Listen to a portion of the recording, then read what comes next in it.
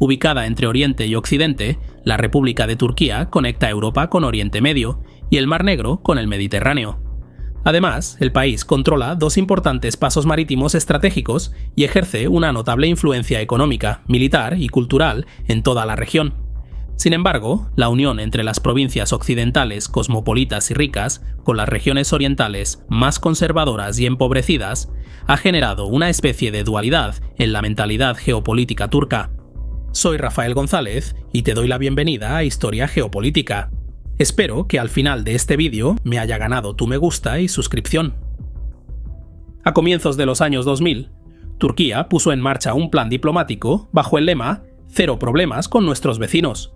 Con esta política, Ankara buscaba normalizar relaciones con Chipre y Armenia, además de mediar entre Israel y Siria. Pero también le permitió a Turquía negociar un acuerdo nuclear con Irán, en colaboración con Brasil, mientras intentaba cerrar importantes contratos energéticos y de construcción con Rusia. Al mismo tiempo, el país trataba de alcanzar una solución diplomática con los militantes del PKK. Todo aquello parece ya muy lejano, pero gracias a ese enfoque abierto ante los asuntos regionales, Turquía era vista como una pieza clave para la estabilidad en Oriente Medio. En aquella época, el país incluso era admirado como un modelo ejemplar para otras naciones, en su mayoría musulmanas. Sin embargo, la actitud cada vez más islamista del gobierno turco ha dado un giro radical a la fortuna del país.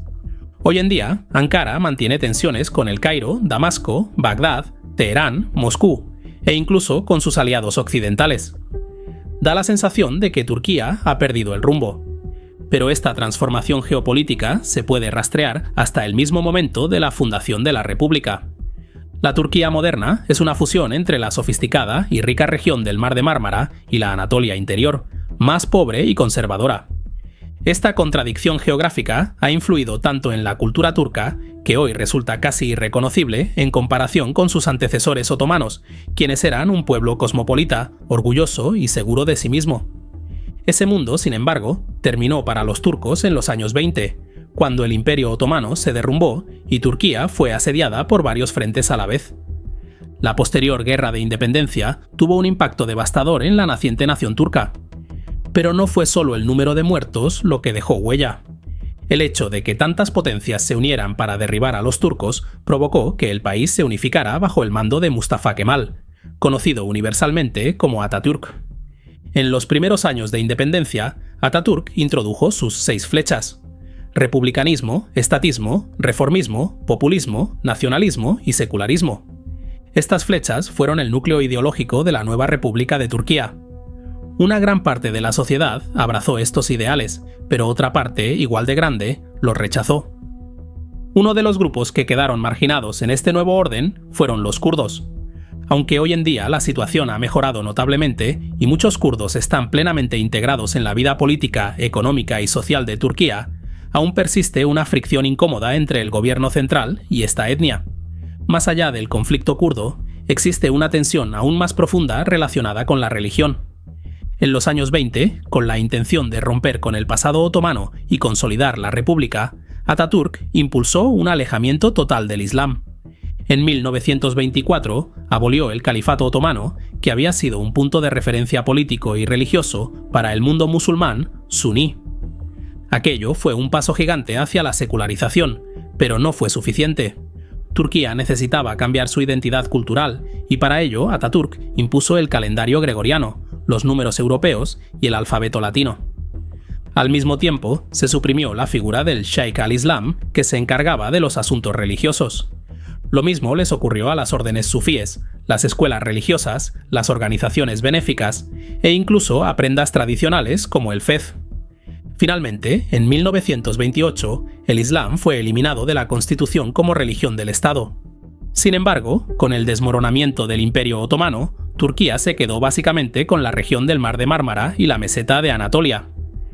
Así que, mientras Atatürk remodelaba el país y construía una sociedad marcadamente laica, la riqueza generada en la región de Mármara se invirtió mayoritariamente en infraestructuras y educación en Anatolia. Este proceso largo y laborioso fue urbanizando poco a poco el este del país. Les costó varias generaciones, pero al final, los turcos hicieron suya Anatolia. No obstante, esta fusión entre las provincias occidentales ricas y las regiones orientales desfavorecidas creó un nuevo equilibrio de poder que no existía en tiempos del imperio. A medida que las ciudades anatolias crecían, sus habitantes empezaron a integrarse en la economía, la burocracia y el ejército del país, sectores que hasta entonces estaban dominados por la región de Mármara. Miles de personas de Anatolia emigraron a Estambul y la población de la ciudad casi se triplicó hasta alcanzar los 2,8 millones hacia los años 80. Mientras tanto, el desarrollo económico y la urbanización en el este fueron tan espectaculares que ciudades como Denizli, Gaziantep, Kayseri, Bursa, Konya, Trabzon, entre otras, fueron apodadas como los tigres de Anatolia. Este auge económico de Anatolia provocó tensiones entre las élites. Una nueva clase de empresarios, industriales y funcionarios del Estado empezó a entrar en el sistema político turco. Lo mismo ocurrió con los grupos islamistas que se infiltraron en el ámbito educativo y cultural.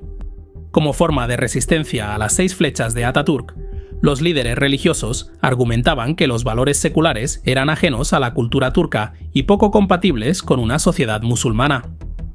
Como resultado, surgieron 2 identidades turcas enfrentadas que fueron desarrollándose durante las décadas posteriores. La facción del Mármara seguía los códigos seculares, mientras que la parte anatolia defendía los valores islámicos. Pero las rivalidades internas en Turquía no se limitaban a la lucha entre laicos y clérigos. En los años 70 estalló una insurgencia de baja intensidad entre comunistas de izquierda y nacionalistas de derecha. Los escuadrones de la muerte de ambos bandos causaron unas 5.000 víctimas. Aunque poco después, ese conflicto quedó eclipsado por el enfrentamiento con los separatistas kurdos que aún continúa hoy. Para el año 2000, la población de Estambul ya alcanzaba los 8,8 millones, gracias al flujo migratorio desde las provincias orientales.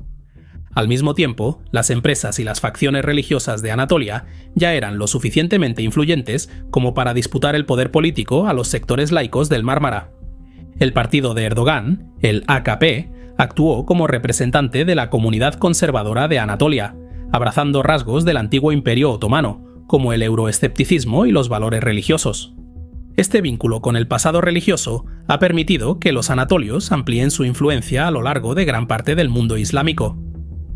Como resultado, Turquía ejerce un notable poder blando en los Balcanes, el Cáucaso, Asia Central, Oriente Medio e incluso en algunas regiones de África. Mientras tanto, el bloque secular del Mar de Mármara, respaldado por el ejército, ha buscado estrechar lazos con Europa y se ve a sí mismo como el heredero de la tradición militar otomana y del legado europeísta del imperio. La mayor parte del comercio del país hoy se realiza en la parte occidental y los sectores secularistas continúan dominando tanto las fuerzas armadas como el sistema judicial. Ahora bien, esta rivalidad entre los secularistas del oeste y los religiosos del este no es absoluta. Hay muchos laicos en Anatolia, igual que existen grupos religiosos en la región de Mármara. De hecho, el AKP gobierna actualmente la alcaldía de Estambul, una ciudad que alberga a unos impresionantes 15 millones de habitantes. Aún así, la competencia entre estos dos bloques ha definido en gran medida el discurso político de la Turquía moderna. En 2002, el AKP llegó al poder y permitió a los ciudadanos turcos explorar su identidad religiosa con mayor libertad. Erdogan y sus aliados llevaron a cabo grandes reformas económicas. En muy poco tiempo, sectores como el comercio, la agricultura, la construcción, la banca, la minería, la manufactura y la industria pesada experimentaron un gran auge. Además, desde que Erdogan asumió el cargo, se han impulsado numerosos proyectos de infraestructuras y servicios. Hospitales, fábricas, líneas de tren y autopistas, y todo ello ha mejorado notablemente. Gracias a esto, un amplio segmento de la población ha tenido acceso a mejores recursos y servicios. Esto ha contribuido a reducir en parte las desigualdades económicas del país, lo que le ha dado a Erdogan una fuerte legitimidad y le ha permitido ganar casi una docena de elecciones consecutivas. Sus seguidores creen que se ha ganado el derecho a gobernar como le parezca. Sin embargo, en la última década, Erdogan se ha vuelto cada vez más autoritario. Ha sometido al ejército, ha eliminado cualquier atisbo de prensa independiente y ha purgado la burocracia. Su partido también ha recortado libertades civiles y perseguido a sus oponentes políticos. Secularistas, nacionalistas, izquierdistas, liberales y minorías. A pesar de pertenecer a distintas corrientes, todos ellos comparten un mismo enemigo: Erdogan, Y esta lucha entre un gobierno cada vez más centralizado y una oposición tan diversa ha polarizado profundamente a la sociedad turca. Aproximadamente la mitad del país, que salió de la pobreza, idolatra al presidente, mientras que la otra mitad, que ha visto recortadas sus libertades, lo detesta. Aunque esta división está muy ligada al mapa geográfico del país, ambas partes refuerzan las vulnerabilidades de la otra. Y lo cierto es que para la población hay muy poco espacio para los términos medios. Esta rivalidad también pone de manifiesto algo más. Aunque Turquía, hoy, es menos laica que en el pasado, también es menos religiosa. En cualquier caso, mientras el panorama político interno se transformaba, Ankara comenzó a redefinir su relación con su antiguo protector, Estados Unidos. El ejército secular mantuvo su postura pro-estadounidense, pero el partido gobernante se negó a alinearse con las políticas regionales de Washington. El rechazo de Erdogan a respaldar por completo la coalición liderada por Estados Unidos contra el ISIS enfrió notablemente las relaciones con Occidente. Y pronto, Ankara se vio enredada en los conflictos de Siria, Irak, los Balcanes, el Cáucaso y el Mar Negro. Los estrategas del partido gobernante están convencidos de que Turquía debe aprovechar al máximo su posición geográfica y que el país debe recuperar su papel como líder del mundo islámico. Con ese objetivo, Ankara está forjando una nueva política de múltiples vectores que coloca a Turquía como puente político entre Rusia y Estados Unidos, entre Europa y Asia, entre los árabes e Israel y, en general, como mediador en el escenario posterior a Sykes-Picot. Para lograrlo, Turquía debe alejarse de sus aliados actuales y abrir canales de comunicación con antiguos rivales. Por ejemplo, Ankara ha invertido recursos considerables en fortalecer su poder blando en varios países que comparten lazos culturales, históricos, étnicos y lingüísticos con Turquía. Con Oriente Medio, los turcos mantienen fuertes vínculos culturales gracias a las creencias religiosas compartidas. En este sentido, Turquía ha desplegado recursos militares en Qatar, Somalia y Sudán. También ha hecho compromisos políticos y económicos con Túnez y Libia. Esta política de poder blando también se extiende a Asia Central, el Cáucaso y los Balcanes. En este contexto, Erdogan es el líder más influyente de Turquía desde Atatürk. Aprovechando la polarización del panorama político, ha transformado profundamente el destino del país. Y no es un fenómeno exclusivo de Turquía. Muchos líderes de extrema derecha han polarizado a sus sociedades para obtener réditos políticos. Pero si lo vemos en conjunto, Turquía representa un auténtico paradigma geopolítico. Mientras que la región del Mar de Mármara es rica, innovadora y extrovertida, Anatolia, en comparación, sigue siendo más pobre, conservadora e introvertida.